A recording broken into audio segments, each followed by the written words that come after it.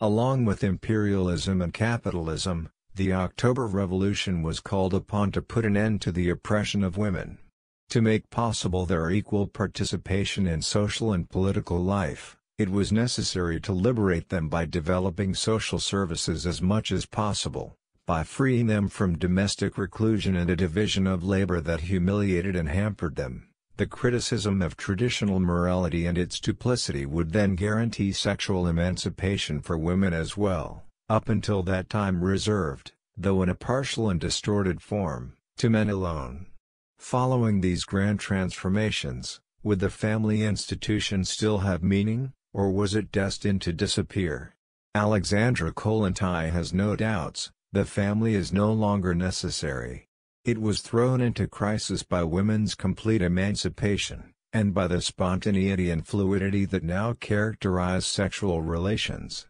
The family, aside from inconvenient, also proves to be superfluous. The raising of children passes gradually into the hands of society. Moreover, there was no cause for despair. The family was a privileged place for the cultivation of egotism, going hand in hand with the attachment to private property.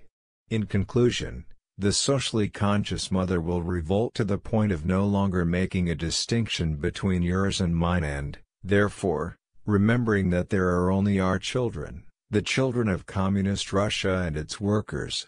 These ideas are strongly criticized by the Bolshevik leadership group in its entirety.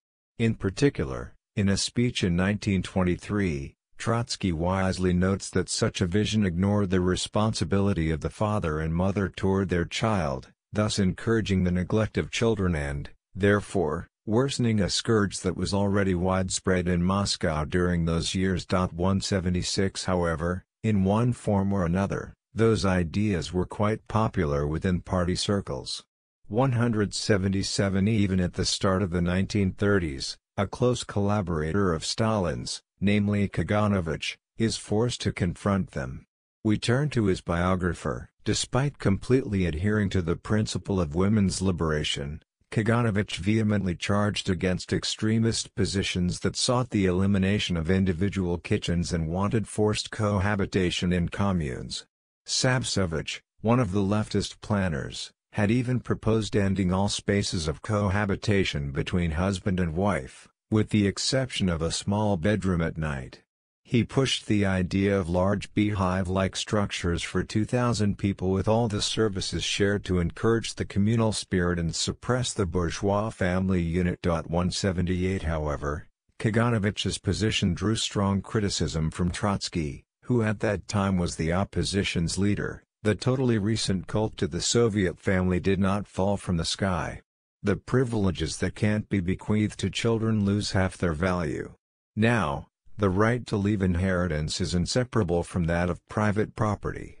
179 Therefore, the restoration of the family institution meant the defense of the right to inheritance and the right to property, and consequently takes on a clear counter-revolutionary meaning. In fact, by a divine coincidence, Trotsky mocks, the solemn rehabilitation of the family takes place at the same time that money becomes respected again. The family is reborn at the same time in which the coercive role of the ruble is reaffirmed.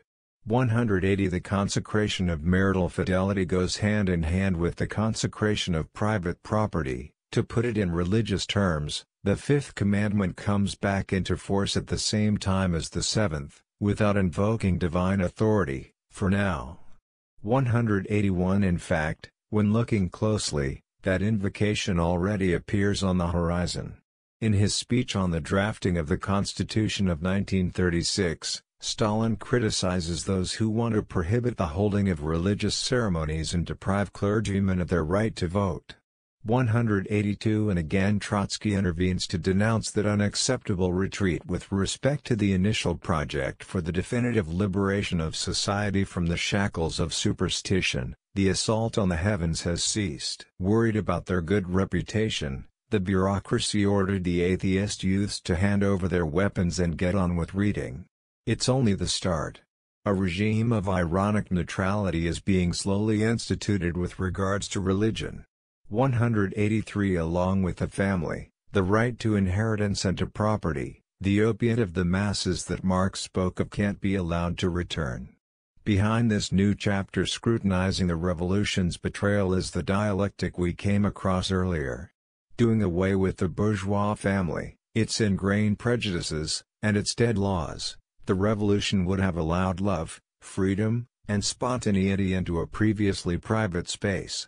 And yet, it's interesting to note that what causes Trotsky's protests and anger was still the idea of a juridical regulation of family relations, quote, "The authentic socialist family, freed by society from the heavy and humiliating daily burdens, will not need any regulation, and the very idea of laws on divorce or abortion will be no more than a memory of houses of pleasure or of human sacrifice." Unquote. 184.